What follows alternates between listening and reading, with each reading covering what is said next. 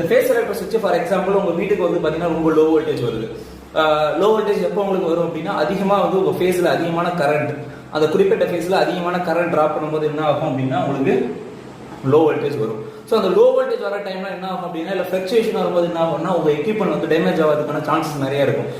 Low voltage ஃபிளக்சுவேஷன்னா உங்களோட bulb நீங்க ஈஸியா ஃபெதரிங் ஆகிறத உங்களால உணர முடியும். ஸோ அந்த மாதிரி டைம்ல நீங்க என்ன பண்ணலாம் அப்படின்னா பேலன்ஸ், அதாவது அந்த ஃபிளக்சுவேஷன் எதனால வருது அப்படின்னா ஆல்ரெடி கரண்ட் அதிகமா வந்து டிராப் பண்றாங்க அப்படின்ற மீனிங். அப்ப லோ வோல்டேஜ் உங்களுக்கு அங்க உருவாகுது. லோ வோல்டேஜ் உருவாகுதுன்னா என்னன்னா அன்பேலன்ஸ்டா கரண்ட் இருக்கு அப்படின்னு அர்த்தம், அன்பேலன்ஸ் லோட் இருக்குன்னு அர்த்தம்.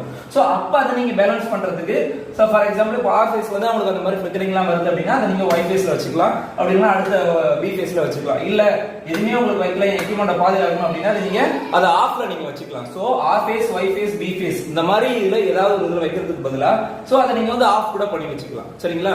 ஸோ பவர் கட் வரும்போது